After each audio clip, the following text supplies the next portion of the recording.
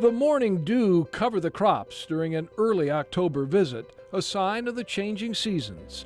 But this year of growth will continue in the 1-acre garden and growing house in the back of the Drew Transition Center. There's a couple for you. Bring it on back. Several dozen cognitively impaired adult students, ages 18 to 24, work to harvest green peppers, cucumbers, and cherry tomatoes, vegetables that wind up on the students' plates during lunch. You got one to your left there, Bailey. As manager of the Farm to Fork program for Detroit Public Schools, John... In an overgrown field on Mound just south of 8 Mile, it remains a broken and peculiar monument to the recent past. Even in its prime, the cement track was not known to many Detroiters. But for almost 30 years, the DeRay Velodrome was home to Olympic and world-class bicyclists. You wanted to be at the world-class elite level, you had to have a velodrome. And that's why we built it, because Michigan was producing some of the best bike racers in the world.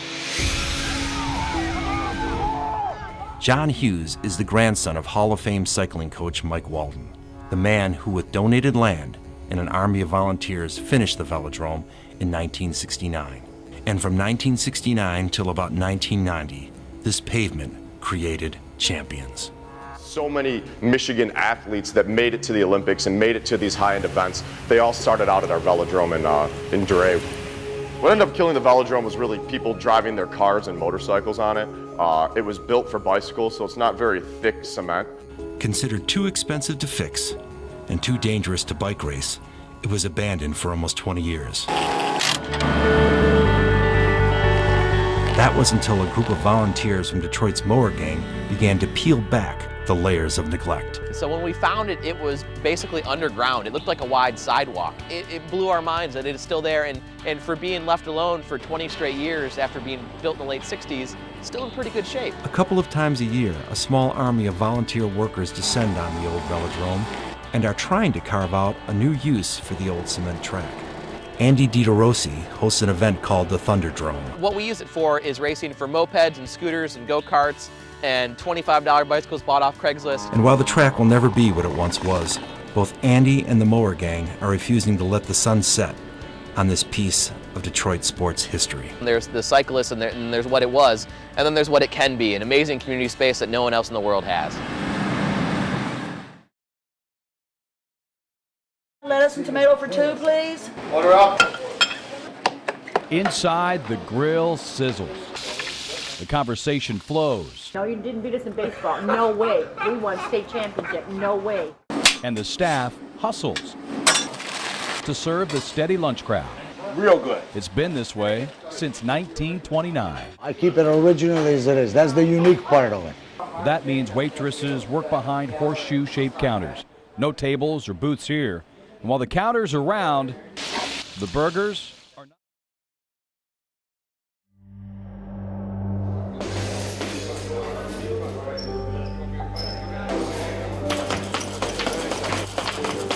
This is the sound that was sweet music to boxing trainer Emanuel Stewart. The rat-a-tat-tat from the likes of Thomas Hearns, Milton McCrory, Jimmy Paul, and the other champions filled the basement of the rec center on Detroit's west side. Kronk. The name and the boxing team that trained here became known worldwide, just like the Motown Sound. Look at the gym now. Right. This is the Kronk Community Center today. Thomas Hearns was Kronk's biggest star. He came back to see what has happened to his former boxing home. I spend all my days right here at Kronk, working hard every day. Kronk was vandalized for its copper pipes and wiring before then-Mayor Kwame Kilpatrick closed it permanently in 2006. What's the doors? Vandals and scrappers have busted their way in once again, taking what they could and leaving their mark. Jimmy Paul, another of Kronk's champions, took a look inside with us. He thought the building had already been torn down. Things happen, times go on, ain't nobody here forever, we look at it and be blessed while we're here and just take it as it comes, because there's a lot of stuff you can't change. In the graffiti-marred gym, a floor above where the boxers trained, Hearns, for just a moment, imagined himself back in time. The room was down there, I should have 4. That's the Nets. Only now, there is no net, or basket for that matter, and likely no future for Kronk. This isn't the Kronk you remember. No, it's terrible. It's a lot of great memories here, though.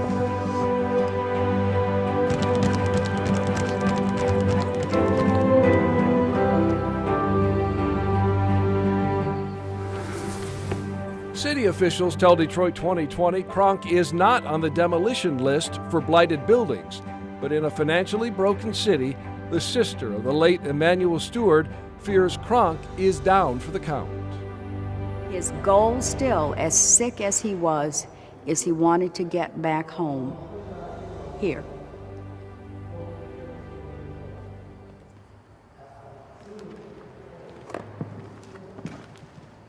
Dave Llewellyn, 7 Action News.